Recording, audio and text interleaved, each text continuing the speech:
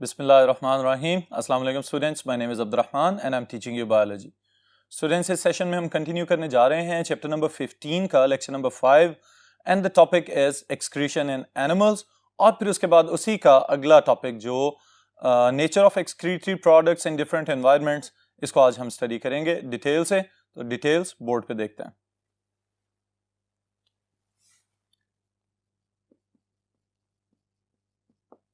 All right, students.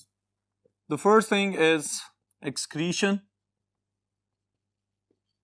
Excretion को जल्दी से define करते हैं और उसके बाद फिर आगे explanation में चलेंगे। Excretion is removal of wasteful metabolites. All right. Metabolism में पैदा होने वाले ऐसे प्रोडक्ट्स जिनको मजीद बॉडी में इस्तेमाल या रिसाइकल नहीं किया जाएगा, उनको बॉडी से खारिज कर दिया जाता है और इस अमल को हम कहते हैं एक्सक्रीशन। इसमें स्टूडेंट्स याद रखिएगा कि एक्सक्रीशन में हम ज्यादातर नाइट्रोजनस वेस्ट को डिस्कस करते हैं, जिनमें अमोनिया, यूरिया और यूरिक एसिड वगैरह शामिल हैं। फिर इसके बाद सवाल ये पैदा होता है कि एनिमल्स के अंदर जो रॉ प्रोडक्ट्स हैं जिनको मेटाबोलाइज करके उनके प्रोडक्ट्स को वेस्ट प्रोडक्ट समझा जाता है, वो कौन कौन से हैं। तो उनको स्टूडेंट्स पहले हम दो बड़े ग्रुप्स में डिवाइड कर रहे हैं। The first thing is carbohydrates and lipids. Carbohydrates और लिपिड्स को जब मेटाबोलाइज किया जाएगा तो they will produce metabolised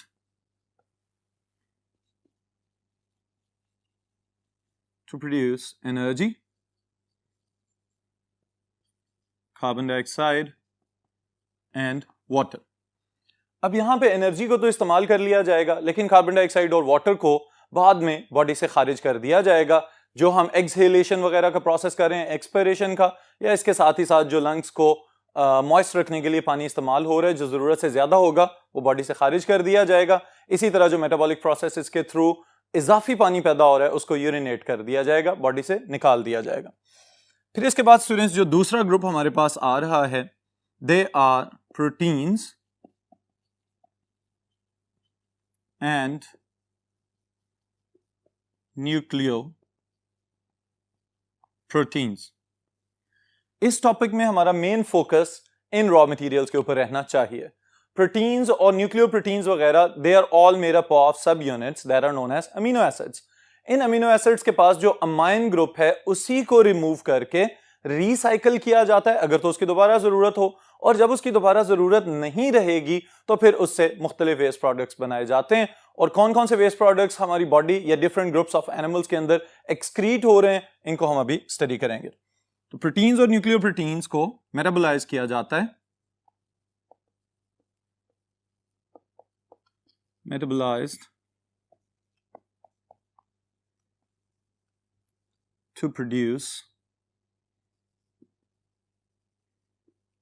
ammonia, urea or uric acid. All right students, अब ये तो दो बड़े ग्रुप्स हैं ऑर्गेनिक मॉलिक्यूल्स के जिनको तोड़ा जाए और इनसे कौन कौन से वेस्टफुल मेटाबोलाइट्स पैदा किए जाएं, इनको हमने यहां पे लिख लिया है। ये भी पॉसिबल है कि इनके अलावा वाटर या सॉल्ट्स को भी एक्सक्रीटरी प्रोडक्ट्स के तौर पे बॉडी से खारिज कर दिया जाए। तो किन कंडीशंस में इनकी जरूरत होती है, इसको भी हम लिख लेते हैं यहां पे। Water,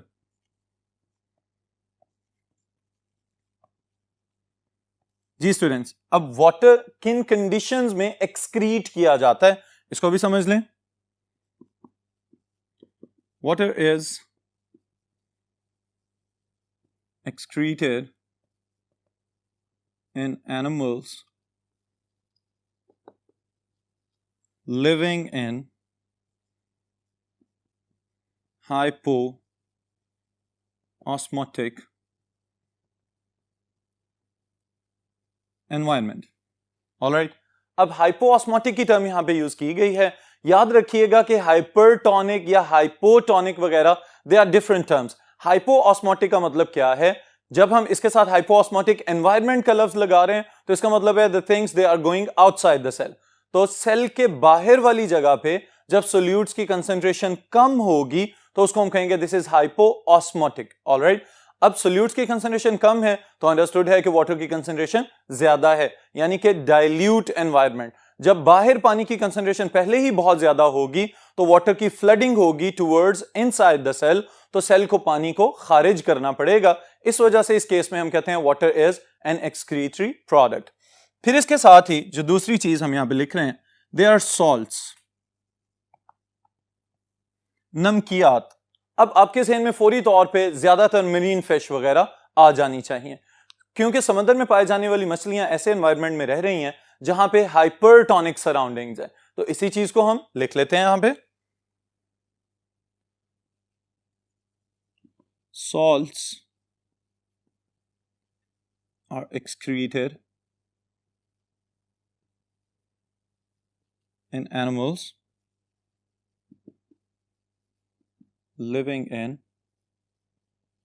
hypertonic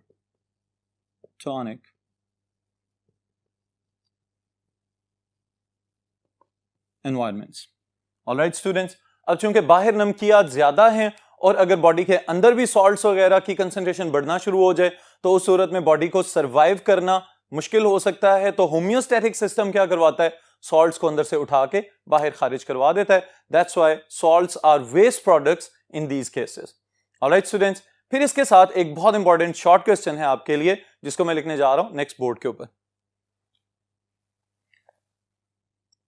alright, the process is deamination.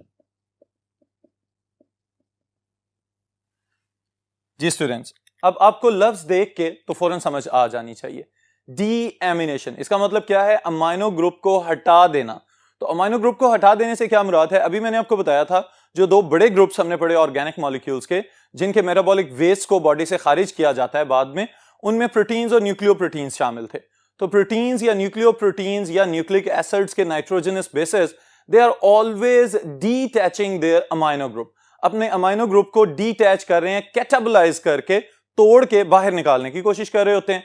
अब वो अमाइंस वहां से निकल के ब्लड प्लाज्मा के अंदर आ जाते हैं। अगर ब्लड प्लाज्मा में आहिस्ता आहिस्ता अमाइंस की कंसंट्रेशन बढ़ना शुरू हो जाए तो उस सूरत में बहुत ज्यादा नुकसान हो सकता है बॉडी के बाकी सिस्टम्स या ऑर्गन्स का भी। तो इस वजह से इनको निकाल देना ही बेहतर है बॉडी के लिए। ऑलराइट स्टूडेंट्स, तो पहले हम यहाँ पे ये लिख रहे हैं कि ये प्रोसेस है क्या, फिर उसके बाद हम लिखेंगे कि अगर ना निकाला जाए तो क्या क्या नुकसानात हो सकते हैं। Well, deamination is removal of amino group, all right, that is NH2 and it is always in attached form, इसलिए हम इसको इस तरह से लिख रहे हैं, from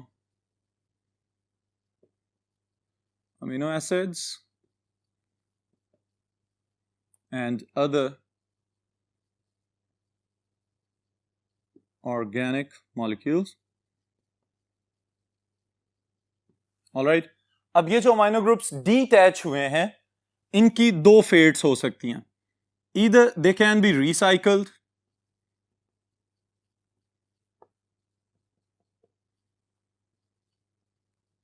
alright, और अगर इनकी रिसाइकलिंग नहीं हो रही तो फिर they need to be excreted.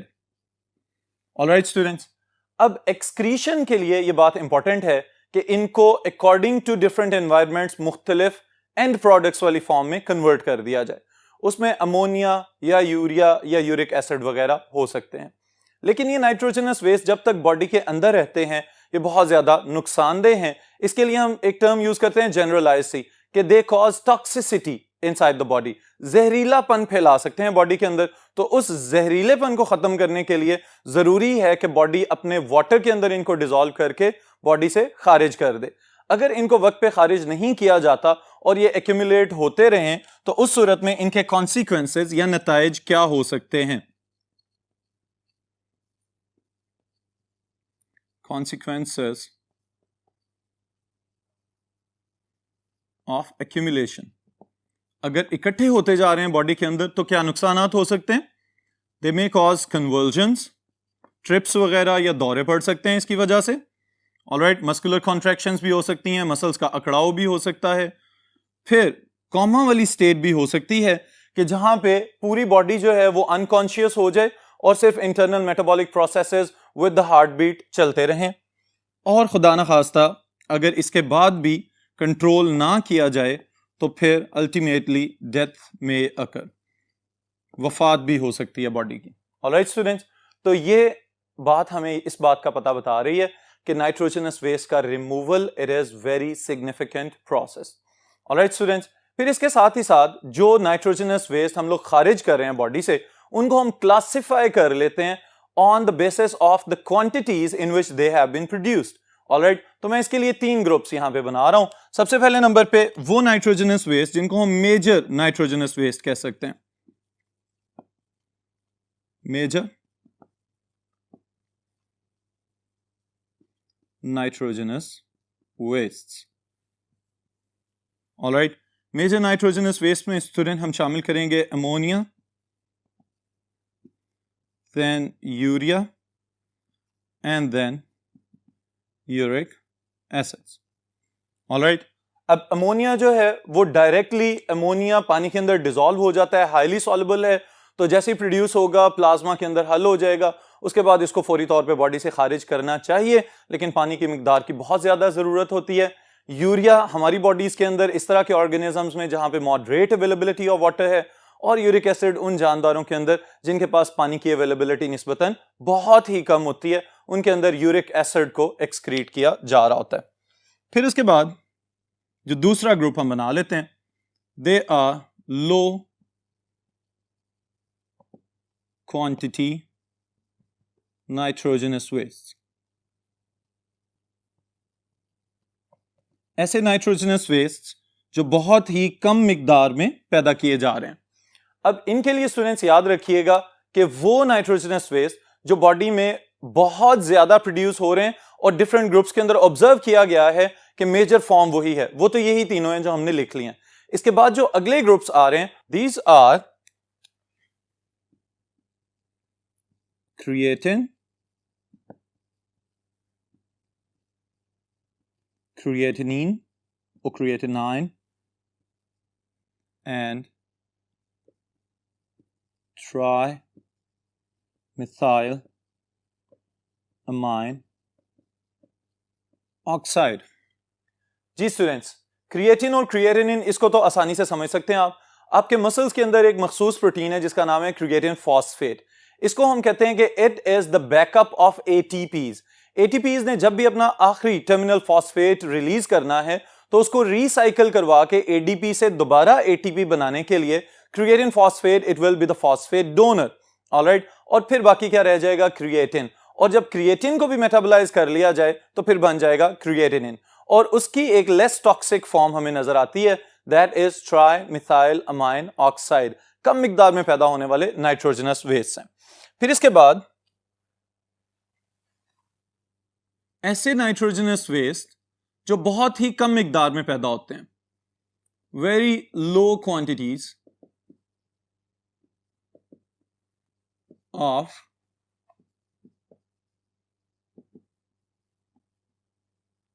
Nitrogenous waste, यानी ऐसे नाइट्रोजनस वेस्ट जो बिल्कुल ही कम मिकदार में पैदा हो रहे हैं। ये कौन कौन से स्टूडेंट्स, इनके भी नाम याद रखिएगा।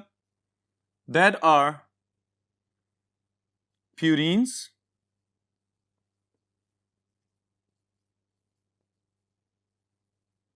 pyrimidines and amino acids.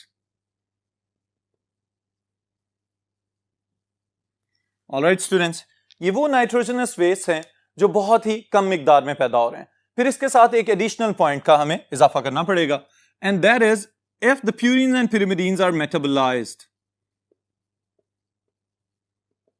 metabolism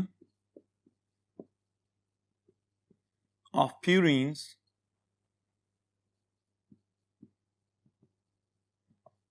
and pyrimidines. Purines और pyrimidines हैं क्या? These are the nitrogenous bases. आप लोगों ने पढ़े हुए हैं न्यूक्लियोटाइड्स के साथ कुछ सिंगल रिंग और double ring nitrogenous bases attached होते हैं। Alright, these are the purines and pyrimidines। जब इनको तोड़ा जाता है तो इनमें से स्टूडेंट्स डीएमिनेशन के बाद बच जाते हैं xanthine, hypoxanthine, allantoin और उसके बाद again the same major nitrogenous wastes, urea, ammonia and uric acids.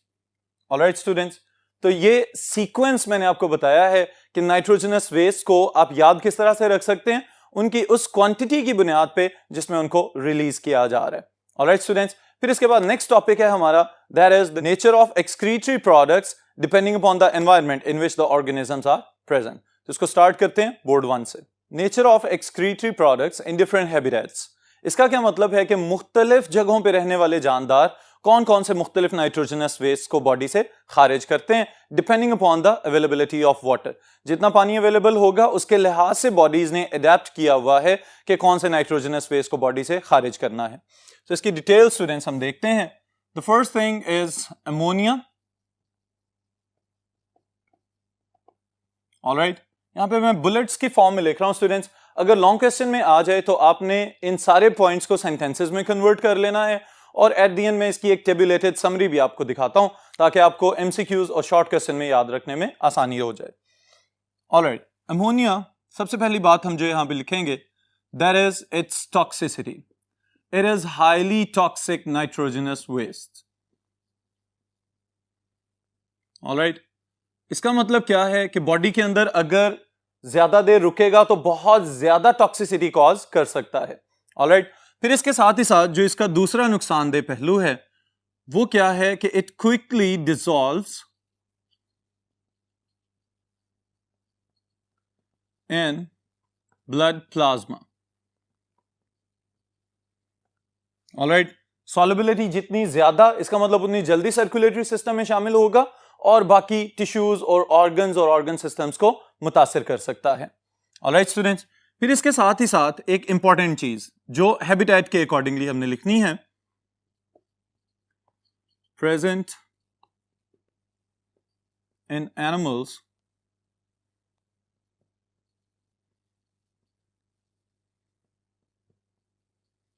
Living in hypotonic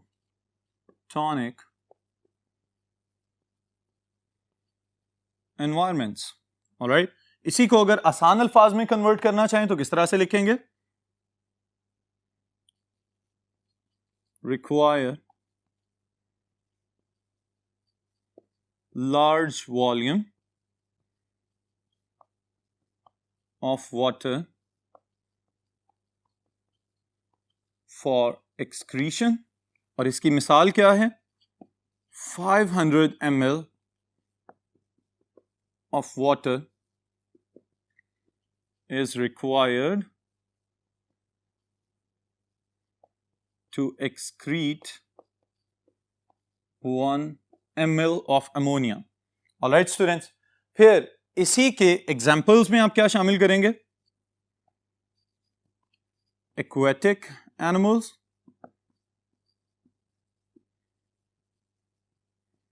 and some fish। Alright students, इस बात से हमें यह पता चलता है कि अमोनिया जितना ज्यादा टॉक्सिक है उसको डाइल्यूट करने के लिए उतने ज्यादा पानी की जरूरत है, और पानी हमेशा नाइट्रोजनस वेस्ट को एक्सक्रीट करने के लिए इस्तेमाल होगा। तो ये उन्हीं जानदारों में एक्सक्रीट हो रहा है जहां पे वाटर की अवेलेबिलिटी ज्यादा है। तो वो तमाम एनिमल्स जो अमोनिया को as a waste product excrete कर रहे हैं, they are known as ammonotelic animals. Alright students, ammonotelic animals. Alright students, फिर इसके बाद हमारे पास जो नेक्स्ट चीज आ रही है दैट इज यूरिया। इसको देखते हैं नेक्स्ट बोर्ड पे।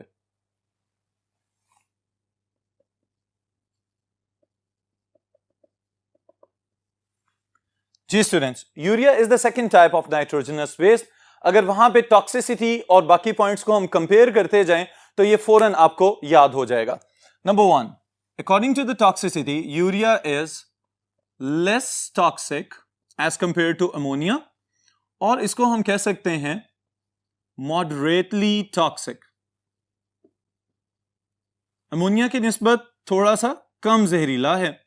फिर इसके साथ ही साथ वाटर की अवेलेबिलिटी के लिहाज से या सॉल्युबिलिटी के लिहाज से अगर हम इसको देखें तो हम कह सकते हैं it is soluble in water.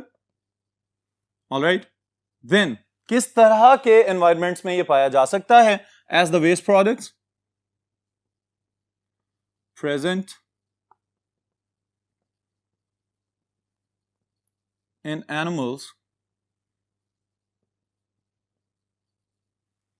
living in restricted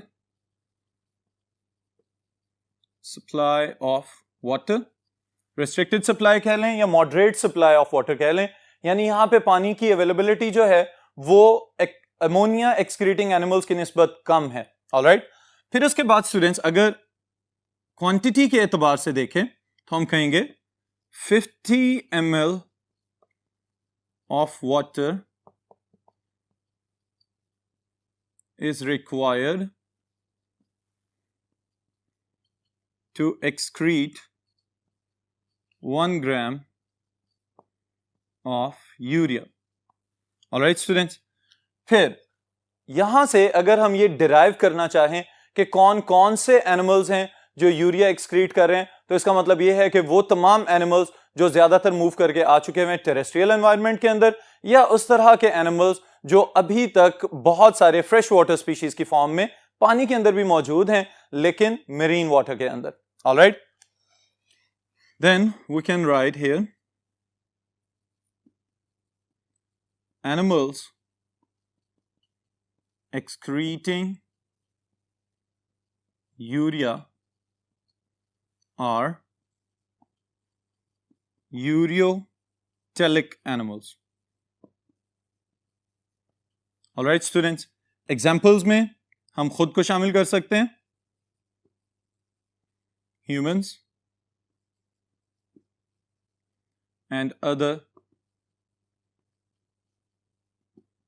terrestrial animals. All right, फिर उसके बाद जो थर्ड नाइट्रोजनस वेस्ट हमारे पास आ रहा है दैट इज यूरिक एसिड।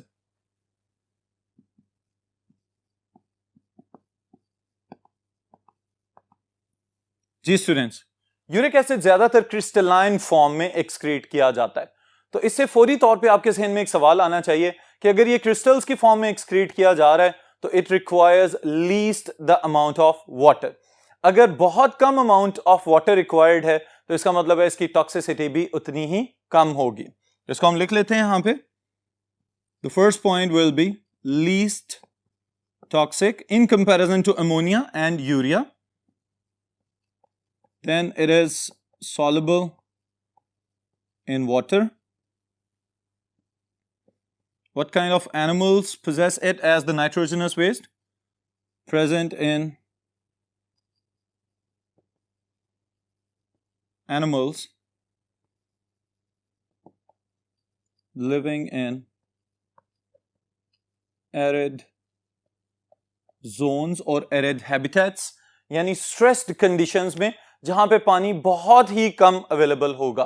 या इसमें स्टूडेंट्स हम शामिल कर सकते हैं आर्थ्रोपोड्स को और बर्ड्स को कि जो इस तरह के लाइफस्टाइल को अपना चुके हुए हैं कि बहुत कम पानी की अवेलेबिलिटी में भी सरवाइव कर सकते हैं।